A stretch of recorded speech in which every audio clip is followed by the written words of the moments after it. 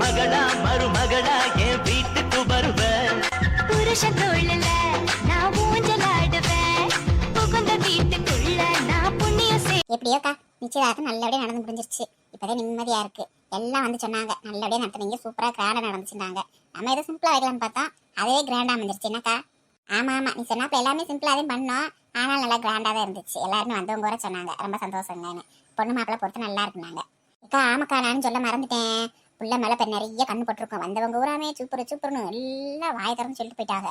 பிள்ளைக்கு திருச்சி எடுத்து சுத்தணும்க்கா. சாப்பிட்டியாம்மா சின்ன பொண்ணு? இல்ல சித்தி, பசிக்கல சித்தி. அப்ப அதை சாப்பிட்டதே ஒரு மாதிரியா இருக்கு எனக்கு. வேணாம் சித்தி, நான் போய் தூங்குறேன். ஏமா கொஞ்சம் போல ரசத்துல கூட சாப்பிடுமா, சாப்பிடாம தூங்கினா நைட்ல தூக்கம் வராதுல்ல. இல்லம்மா, அப்ப அதை பாயாசமே 2 டம்ளர் குடிச்சிட்டேம்மா. அதுவே ஒரு மாதிரியா இருக்கு. பசி இல்லம்மா, வேண்டாம்மா. சரி சரி இரு, நான் போய் சாமி வீட்டுல போய் சூடு எடுத்துட்டு வரேன். சூடு எடுத்துட்டு வந்து சுத்தி வச்சு பிள்ளைக்கு திருஷ்டி கழிக்கணும். சூட எதுக்குமா எடுக்க போறாங்க சித்தி? அது ஒண்ணுமில்ல சின்ன பொண்ணு, வந்தவங்க எல்லாம் கண்ணு வச்சிருப்பாங்கல்ல, அதுக்குதான் சூடத்தை சுத்தி போத்தி வச்சிட்டோம்னா திருஷ்டி எல்லாம் கழிஞ்சிரும்ல, அதுக்காக. ஏம்மா, வந்தவங்க எல்லாம் கண்ணை ஏமால் வச்சுட்டு அவங்க என்ன குருடாவா போவாங்க? அதெல்லாம் உனக்கு ஒன்றும் தெரியாது. நீ இப்படித்தான் கிளாஸ் கேள்வி கேட்ப. இதெல்லாம் வந்து பழைய காலத்துல சொன்னது, நம்ம பெரியவர்கள் சொன்னது. அதை நாங்க செய்யறோம். தம்பிக்கு ஃபோன் போட்டியா? வீட்டுக்கு போய் சேர்ந்துட்டாங்களானே? ஃபோன் போட்டாருமாப்பா. அதை வீட்டுக்கு போயிட்டாங்களாம்மா. ஊரு கண்ணு, உறவு கண்ணு, நாய் கண்ணு, நரி கண்ணு, சொந்தக்காரங்க கண்ணு, எழுத்த வீட்டுக்காரங்க கண்ணு, எல்லா கண்ணும் பட்டு போகணும். எல்லா திருஷ்டிகளும் ரோட்டோட போயிடணும். என் பிள்ளைக்கு எதுவும் பாய்க்கக்கூடாது. 3 தடவை துப்புமா. அங்க மத்தி பட்டி எடுத்துக்கிட்டியா? எடுத்து வச்சிருக்கீங்கக்கா. சரிம்மா போ. அதான் சித்தி திருஷ்டி எடுத்துட்டால, நீ போய் தூங்கி ரெஸ்ட் எடுப்போம். இன்னைக்கு ஃபுல்லா உனக்கு ரொம்ப டயர்டா இருந்திருக்கும். ஏமா, அவ பரமு மதினிலாம் போயிட்டாங்களா? புஷ்பா மதினிலாம் இருந்திருக்க வேண்டியதானே அவங்க இங்க. புஷ்பா மதினி அண்ணே ராசாண்டி அண்ணெல்லாம் வீட்டுக்கு போயிட்டாங்க. பரம் இங்கதான் இருக்கா. கார்த்தி தம்பி இங்கதான் இருக்கு, ரூம்ல வேலை பார்த்துக்கிட்டு இருக்கு. 2 பேரும் பேசினாங்களா, என்ன பண்றாங்கன்னு தெரியல. இதுக்கப்புறம் வந்து பார்க்கணும்.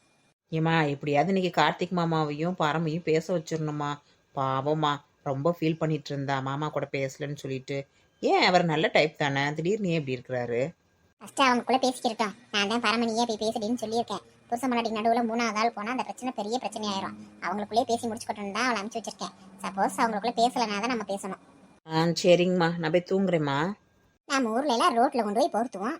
இங்க அக்கா வீட்டு வாசலுக்கு ரோட்டுக்கும் போறதுக்கு இப்படி தூரம் கிடக்கு, இப்படி இடத்த விட்டு வச்சிருக்காங்க. என்னைக்கு ரோட்ல போய் பொறுத்த எனக்கு தான் பொருத்தணும் போல இருக்கு. சரி உங்களே பொருத்தி விடுவோம். நான் கூட காத்தடிக்கவே எப்படா பத்த வைக்கிறேன்னு நினைச்சேன். நல்ல வேலை பத்திக்கிடுச்சு. எல்லா திருஷ்டிகளும் ரோட்டோட போயிடணும். திரும்பி பார்க்காம வீட்டுல போயிடுவோம். போய் கதை அடைச்சு விட்டுருவோம். என்னங்கம்மா சூடம்லாம் பத்திட்டியா? துணிமெல்லாம் மாற்றி வந்துட்டு அதுக்குள்ளையா? ஆமாக்கா, அதுக்கு அசகசன்னுட்டு அது வேற நெக்லஸ் அதெல்லாம் கொண்டையெல்லாம் போட்டுக்கிட்டு எப்பா நமக்கு இப்படி இருந்தாலும் ஃப்ரீயா இருக்கும். சரிக்கா நீ போய் பாடு, நாங்கள் உனக்குள்ள படுத்துக்கிறேன்க்கா வரண்டாவில். ஏன் மேலே விரிச்சு வச்சிருக்கேன் ரூம்ல, வா 2 பேரும் படுத்துக்குருவோம். அப்புறம் மாமா எங்க தூங்குவாரு? மாமாவுக்கு பக்கத்து ரூம்ல விரிச்சு விட்டுருக்கேன், அவர் அங்கே படுத்துக்குருவாரு. நீ வா நம்ம ரூம்ல போய் படுத்துக்குருவான். ஏக்கா வேணாம்க்கா, நீ போய் தூங்குக்கா. மாமாவை நீ போய் தூங்குங்க, நான் உங்களுக்குள்ள பாயை போட்டு படுத்துக்கிறேன். நீங்க உள்ள ஏசி எல்லாம் போடுவீங்க, ஏன்னா குளிர் அடிக்கும். நான் சும்மா உங்களை படுத்துக்கிறேன்.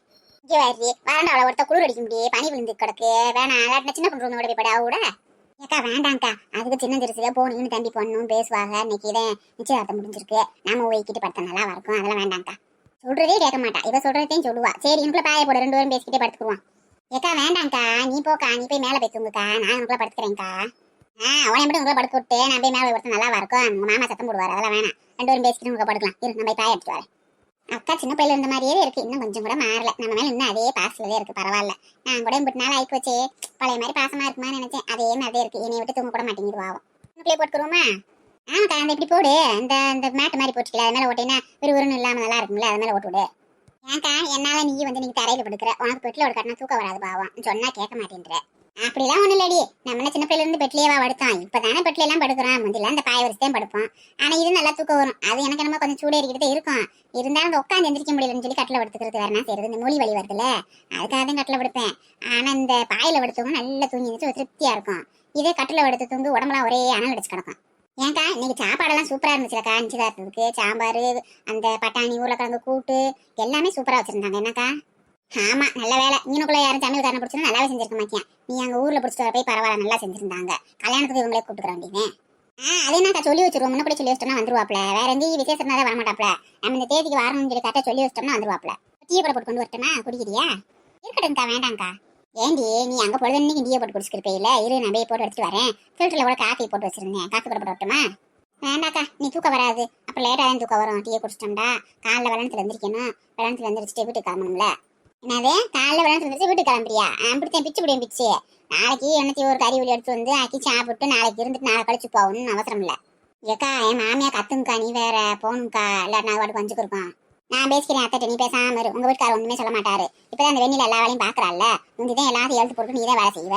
இப்ப அந்த பிள்ளை பாத்துக்கிறது இல்ல, நீ பேசாம இரு. ஒரு நேரம் வந்தா ஒரு அசந்து மருந்து ரிலாக்ஸா இருந்தா வச்சனும் கிடையாது. என் நேரம் பம்பரமா வேலை செஞ்சுக்கே இருந்துடுற. வேலையெல்லாம் பாத்துக்குவாக்கா.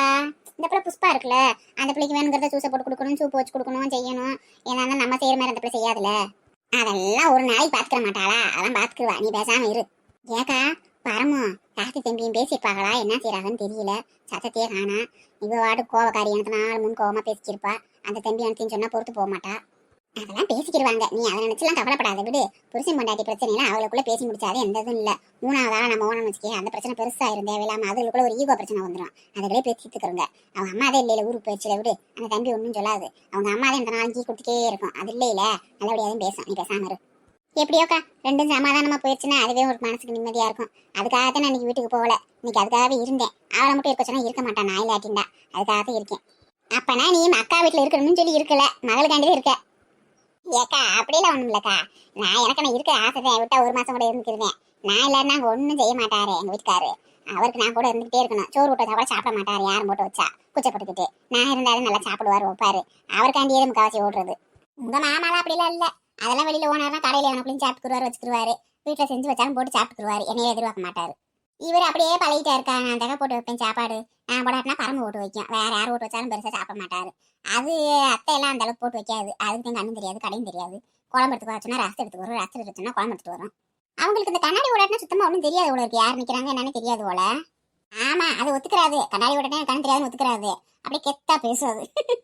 சரிக்கா, நேரம் ஆகி போச்சு, தூங்குவோம். ஒரு நாள் கூட லீவ் தர மாட்டேன்றானுங்க.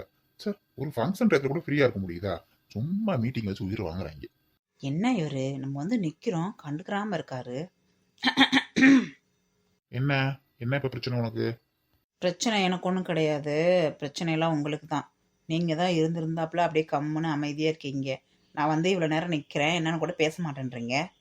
ஓ, கொஞ்ச நேரம் உன் கூட பேசாம இருந்ததுக்கே உனக்கு இப்படி கோவம் வருதே.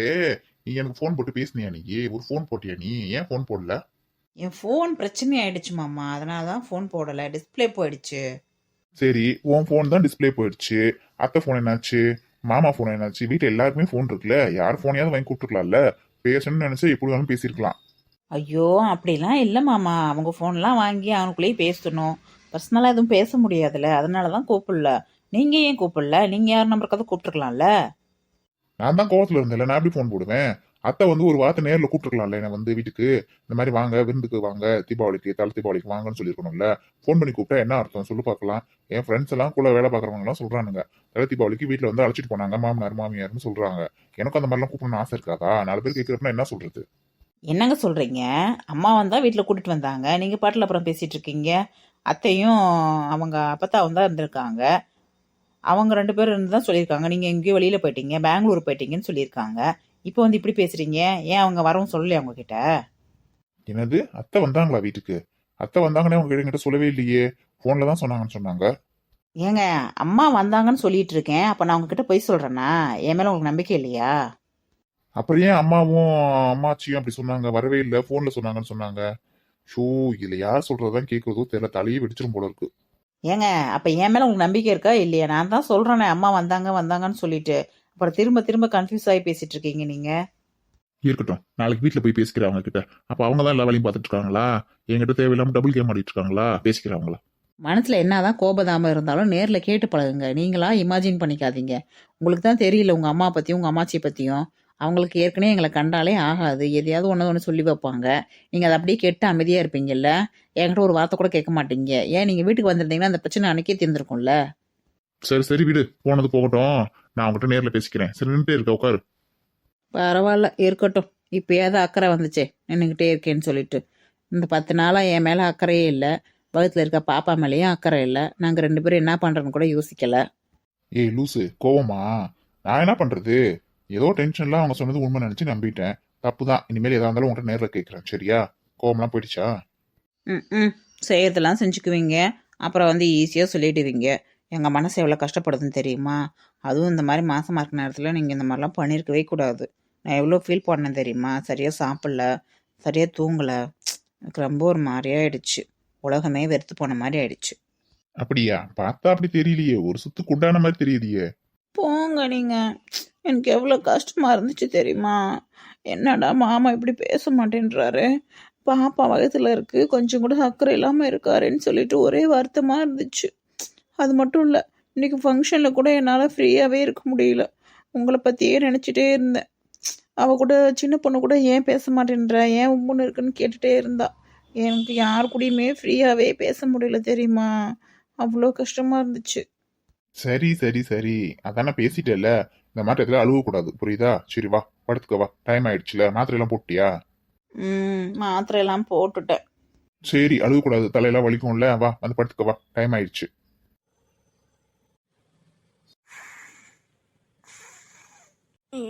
மணி எத்தனை ஆகுது? விடிஞ்சிச்சா? வெளிச்சமா தெரியுது. அக்கா என்ன தூங்கிட்டு இருக்கு? பாவம், நேற்று ஃபுல்லாக நிச்சயதார்த்தத்துக்கு நிறைய வேலை செஞ்சுருக்கோம். டயர்டாக இருக்கும்ல, அதே தூங்குது போல. சரி சரி, தூங்கட்டும். நம்ம போய் வேலையை பார்ப்போம். போய் வாசலை தொலைச்சி கோலத்தை போடுவோம். அப்புறம் போய் டீயை வச்சுட்டு அப்புறம் எழுப்புவோம் அக்காவை. தூங்கட்டும், நல்லா சத்தம் போட்டோம்னா எந்திரிச்சிடும். இந்த நைட்டே தண்ணியை கொஞ்சம் போட்டு வைக்காம மறந்துட்டேன். என்னுடைய காலையில் தண்ணி நம்ம போயிருந்து ஒரு வேலையும் செய்ய முடியல.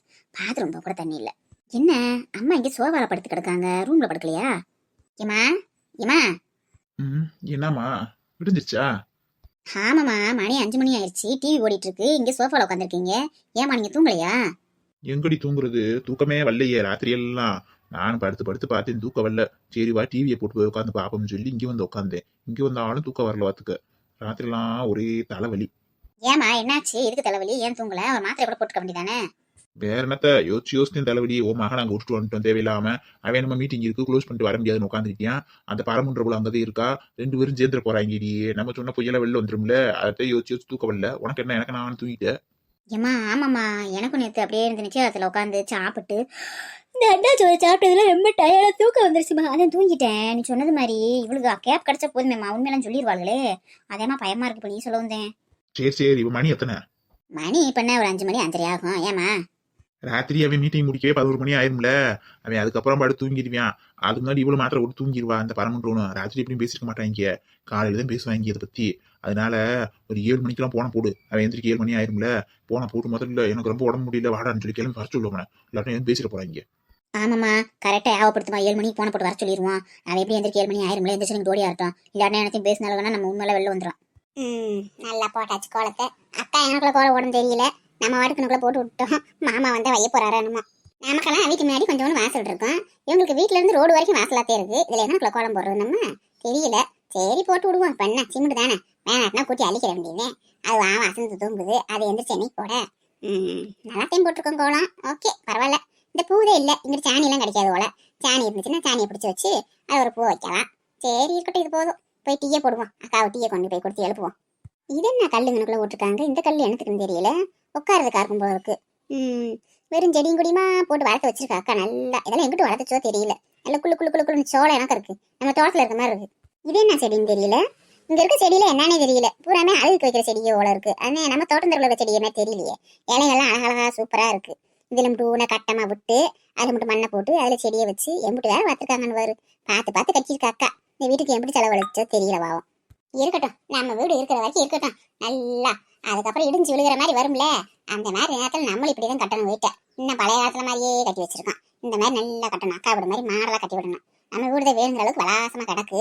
நல்லா இப்போ இருக்கிற மாதிரி அதே யார்கிட்டயே கொடுத்து கட்டுறாங்களே இன்ஜினியர் கிட்ட, அவங்ககிட்ட கொடுத்து இந்த மாதிரி பிளானை போட்டு அழகா கட்டி கொடுங்கன்னு சொல்லணும். யாத்தே இங்க நின்று ரெண்டுக்கே இருப்போம் போல இருக்கு. நல்லா இருக்கு. இயற்கை எழில பார்த்து ரசிச்சுக்கிட்டு இங்கனுக்குள்ளே உட்காந்துக்குவோம். நம்ம மாட்டுக்கு போய் டீயே போடுவோம். அக்கா மாமா வந்துச்சுட்டு போறாங்க. டீ போடலாம வந்துட்டோம் நல்லா கிளம்பி. ஆனால் இதில் எங்கே என்ன இருக்குது ஏது இருக்குன்னு ஒன்றும் தெரிய மாட்டேங்குது. அக்கா நேற்று ஏதோ ஒரு மிஷினில் காப்பி ஓட்டுச்சு. அது எப்படி போடுறது என்னன்னு தெரியலையே. இந்த இதில் தான் நேற்று போட்டு அரைச்சிச்சு. எப்படி போட்டு அரைச்சிச்சு என்ன செஞ்சுன்னு தெரியல. அரைச்சிச்சு இன்னொரு இதில் பொடியை போட்டுச்சு. கொஞ்ச நேரத்தில் காப்பியை போட்டு எடுத்து வந்துச்சு. இது நமக்கு என்ன ஏதுன்னு தெரியல. நமக்கு அடுப்பு பற்ற வச்சோமா, பாலை வச்சோமா, காய வச்சோமா, காப்பியை போட்டு எடுத்தோமான்னு எடுத்துக்கு வருவோம். இதில் நமக்கு ஒன்றும் தெரியலையே. ஐயா இந்த கேஸ் அடுப்பு எப்படி பற்ற வைக்கிறோம்னு தெரிய மாட்டேங்குது. ஒன்றும் புரியலை. ஐயப்பா இப்போ எப்படி டீயை போட்டு எடுத்துகிட்டு போகிறது? இப்போ டீ போட முடியாது அந்த அடுப்படிக்குள்ள. இதுக்குள்ளே என்னென்ன செய்கிறது, எப்படி எப்படி செய்கிறதுனே தெரியல. இதுக்குள்ளே அக்கா எப்படி வேலை செய்யுதுன்னு தெரிய மாட்டேங்குது. நம்ம வழியில் போய் யோசிப்போமா? போவோம். அதிகாலையில் சேவலை எழுப்பி அதைக்கூவென்று சொல்லி வைத்தேன்.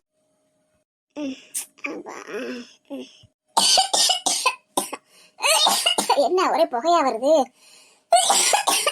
ஐயோ, எதை நெருப்பு பத்திக்கிச்சோலையே, வெளியே வரும் புகையா இருக்கு. என்னன்னு தெரியலையே, கார் நீர் பத்திக்கிச்சா? என்னங்க என்னங்க?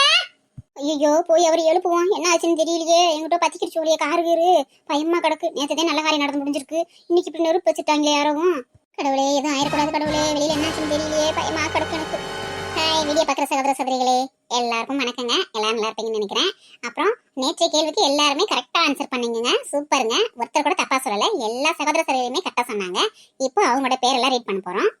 மனோ, முருகன், மாரியம்மாள், விஸ்வா, மணிமேகலை, முத்துமாரி, வேணு பிருந்தா, சுதம், மகாலட்சுமி கிருஷ்ணன், காளிராஜ் மகா, சுதாகுமார், சரண்யா, ஆதித்ய பாலா, சரவணகுமார், ஹேமா, அஸ்வத், கிருஷ்ணிகா, கார்த்திகை பிரியா, சோட்டாலி வடிவு, சாய் ரோஜா, மங்கியர் கரசி, கோபாலகிருஷ்ணன், பெங்களூர்ல இருந்து சிவகாமி அருணாச்சலம், ஹரி ஹரசுதன், மகிழன், கன்சிகா பபிதா, பத்மா, முத்துக்குமார், அருண் சங்கீதா, சவுந்தர், திவ்யா, மதுரையை சேர்ந்த ராமலட்சுமி மற்றும் உமாராணி கணபதி, கமலாதேவி, சங்கராபட்டில இருந்து அனிதா மணிமாறன்.